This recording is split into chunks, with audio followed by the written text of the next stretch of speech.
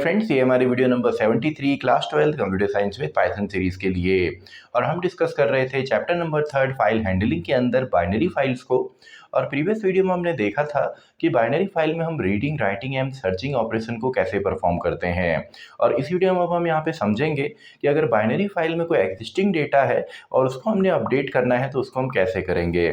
तो देखिए, ऑलरेडी मैंने यहाँ पे जो प्रोग्राम बनाए हुए थे जिसमें हमने स्टूडेंट का डेटा जो है वो लिखा था बाइनरी फाइल के अंदर, एंड देन हमने कंप्लीट डेटा यहाँ पे आपका वाइल लूप की मदद से रीड भी किया था। तो अब इसी डेटा को अब हम यहाँ पे अपडेट भी करेंगे। तो देखिए, जब हमको डेटा को अपडेट करना है तो दो ऑपरेशन हमारे साथ में यहाँ पे होंगे, यानी कि बाइनरी फाइल से हम डेटा को रीड भी करेंगे और साथ ही में उसमें हम एक स्पेसिफिक कंडीशन के बेस पे राइट भी करेंगे। तो यहाँ पे देखिए, पहले तो हमने बेसिक सा जो क्रिएट किया था, यानी कि हमने बाइनरी फाइल को ओपन किया और इसको मैंने ओपन किया है अपेंड मोड में। देन हमने वाइल लूप की मदद से यहाँ पे डिफरेंट टाइप का डेटा आपका इसके अंदर डंप किया, एंड देन हमने डेटा को जो है रीड किया था आपका वाइल लूप की मदद से। एंड यहाँ पे एक्सेप्शनल हैंडलिंग को भी हमने यूज़ किया था ट्राई एक्सेप्ट की मदद से। और सर्चिंग ऑपरेशन भी आपका सेम है। सर्चिंग ऑपरेशन में भी केवल आपका रीडिंग की तरह है, एंड देन हमने रोल नंबर के बेस पे इसको सर्च किया था। तो इस वीडियो में अब हम समझेंगे कि अपडेट अगर हमने डेटा को करना है तो हम कैसे करेंगे। तो स्टार्ट करते हैं। इसके लिए एक फंक्शन मैं यहाँ पे क्रिएट करता हूँ अपडेट के लिए। तो def and then update in binary file, यानी कि बाइनरी फाइल में हमने डेटा को अपडेट करना है। तो देखिए, जब हम डेटा को अपडेट करेंगे तो हमारा जो काम है वो सेम यहाँ पे रहेगा, यानी कि हमने रीडिंग करनी है, यानी कि स्पेसिफिक रोल नंबर को हमने चेक करना है और जैसे ही हमें वो रोल नंबर मिलता है तो उसका डेटा हम अपडेट करेंगे। तो देखिए, सिंपल सा है। सबसे पहले तो अपनी फाइल को ओपन यहाँ पे करता हूँ। फाइल हैंडलर, हमने ओपन फाइल को यहाँ पे किया और फाइल का नाम है हमारा student.bin। तो student.bin को हमने अपडेट यहाँ पे करना है। और देखिए, यहाँ पे अभी तक हमने केवल अपेंड मोड या सिंपली आपका रीड मोड में यहाँ पे ओपन किया। तो अब हम यहाँ पे जो है रीड मोड में भी ओपन करेंगे, यानी कि राइट इन बाइनरी, लेकिन मैं प्लस यहाँ पे लिखता हूँ क्योंकि साथ ही में हमको यहाँ पे राइट ऑपरेशन भी परफॉर्म करना है। इसके बाद हम यहाँ पे रोल नंबर रीड कर लेते हैं एक, जिसके बेस पे हमको अपडेट करना है, हम चेक करेंगे। तो यहाँ पे मैं एक रोल नंबर ले लेता हूँ, रोल नंबर, और इसको मैं लिख देता हूँ इंट इनपुट। देखिए, हमारा जो रोल नंबर है यहाँ पे भी इंटीजर टाइप है क्योंकि हमने कंपैरिजन करना है। तो इंट इनपुट की मदद से मैं यहाँ पे लिख देता हूँ एंटर रोल नंबर। तो जैसे ही हम इस फंक्शन को कॉल करेंगे तो सिंपली हम यहाँ पे एक रोल नंबर रीड करेंगे जिसके बेसिस पे हमको यहाँ पे अपडेट करना है। इसके बाद आपका हम केवल यहाँ पे चेक कर रहे हैं तो बाकी चीज़ें हमारी सेम रहेंगी, यानी कि हम एक वाइल लूप की मदद से यहाँ पे हर एक डेटा को रीड करेंगे। तो यहाँ पे मैं लिख देता हूँ while true and then try हमने करना है और यहाँ पे जो डेटा है उसको हम रीड कर लेते हैं। For example k equals to pickle dot load and simply p। तो देखिए, इससे हमारा डेटा तो रीड होगा। अब हम इसी के बाद यहाँ पे कंपेयर करने वाले हैं, यानी कि इसके बाद ही हम कंपेयर करेंगे क्योंकि पहली बार जो डेटा आएगा, क्योंकि डेटा हमने लिस्ट के फॉर्म में यहाँ पे लिखा है role number, name and marks. तो यहाँ पे जो फाइल के अंदर बैकएंड पे आपका डेटा होगा वो भी कुछ इस तरीके से होगा। यहाँ पे roll number, name and marks पहले स्टूडेंट का, then roll number, name and marks आपके दूसरे स्टूडेंट का, एंड सो ऑन। तो यहाँ पे देखिए, जब पहली बार हम यहाँ पे डेटा को लोड कर रहे हैं और वो डेटा लिस्ट के फॉर्म में आ रहा है तो आएगा आपका रोल नंबर, नेम एंड आपका मार्क्स। तो सबसे पहले हमको रोल नंबर यहाँ पे चाहिए। तो देखिए, रोल नंबर को हम कंपेयर करेंगे इफ़ अगर k का जो 0 एलिमेंट है, क्योंकि 0 एलिमेंट पे आपका रोल नंबर है, देन 1 पे नेम है एंड 2 पे मार्क्स है। तो k का 0 जो है अगर वो इक्वल टू होता है इस रोल नंबर के, जो रोल नंबर हमने यहाँ पे यूज़र्स के थ्रू यहाँ पे दिया है। तो जब ये कंपैरिजन सेम होता है, यानी कि आपका दोनों इक्वल होते हैं, देन हमको यहाँ पे अपडेट करना है। अब देखिए, यहाँ पे एक प्रॉब्लम है कि जैसे ही हमको ये डेटा मिलेगा तो मान लीजिए हमको यहाँ पे अगर पहला ही रिकॉर्ड अपडेट करना होता तो यहाँ पे जब हम इसको लोड कर रहे हैं तो हमारा जो फाइल का पॉइंटर है वो इसको कम्प्लीटली रीड करेगा, यानी कि लोड करेगा।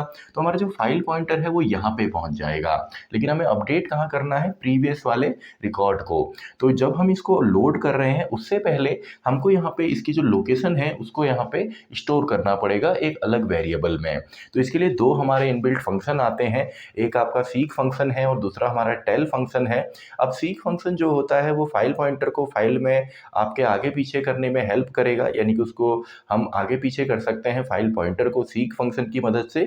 और टेल फंक्शन हमको करंट लोकेशन बता करके देता है। तो यहाँ पे जैसे ही हमने लोड किया तो लोड होके डेटा आपका जो फाइल पॉइंटर है वो आगे पहुँच गया, लेकिन हमें पीछे वाले को अगर अपडेट करना है तो इसका जो एड्रेस है उसको पहले ही हमने स्टोर करना पड़ेगा। तो यहाँ पे को जो आपका हमने लोड किया है, तो लोड करने से पहले यानी कि यहाँ पे चलिए, तो यहाँ पे मैं लिख देता हूँ वाइल ट्रू एंड देन हमारा यहाँ पे आ जाएगा सिंपली ट्राई। एंड इससे पहले यहाँ पे मैं एक लोकेशन बना के रख लेता हूँ जिसमें मैं पूछूंगा p.tel। तो इससे होगा क्या, इसको समझिए। जैसे मैंने p.tel किया तो ये करंट लोकेशन बताएगा। अब स्टार्टिंग में जब ये फर्स्ट टाइम यहाँ पे चलेगा तो p.tel हमको क्या बताने वाला है, जो स्टार्टिंग यहाँ पे हमारा बाइट है यानी कि 0।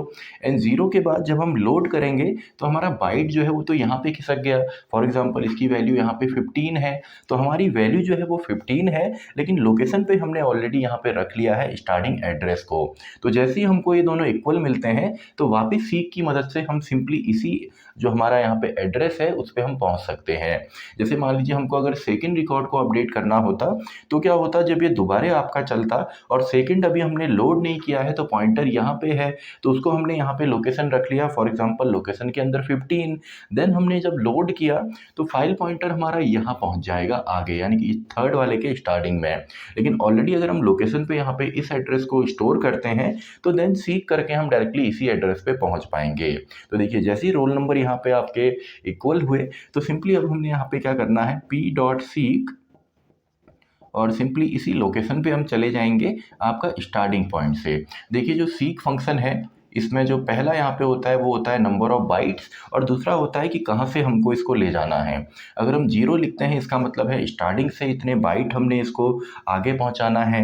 अगर हम यहाँ पे 1 लिखते हैं तो इसका मतलब होता है करंट लोकेशन से, और अगर हम यहाँ पे 2 लिखते हैं तो इसका मतलब होता है लास्ट से। तो आई होप आपको समझ में आ गया होगा। दो यहाँ पे फंक्शन हमारे यूज़ हो रहे हैं, एक सीक फंक्शन एक tell function. Tell function current file pointer कहाँ पे है फाइल के अंदर उसकी वैल्यू को रिटर्न करता है, और सीक फंक्शन से हम फाइल के अंदर फाइल पॉइंटर को आगे पीछे करते हैं।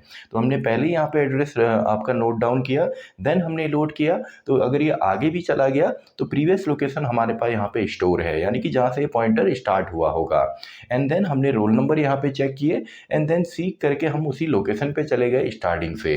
एंड देन हमने क्या करना है, केवल डेटा को रीड करना है, यानी कि role number name and marks. तो यहाँ पे रोल नंबर जो हमने किया था वो हम करेंगे, देन नेम हम करेंगे, देन मार्क्स हम करेंगे, एंड देन फाइनली हमने टोटल यहाँ पे बनाया था एफ़ के अंदर। तो एफ़ के अंदर हम role number name and marks लिखते हैं, एंड देन सिंपली हमारे पास जो यहाँ पे पिकल डॉट डंप है ये सेम काम यहाँ पे होगा। तो पिकल डॉट डंप, इसमें टोटल जो हमारा यहाँ पे डेटा था उसको हम डंप करेंगे p नाम के फाइल पॉइंटर के साथ।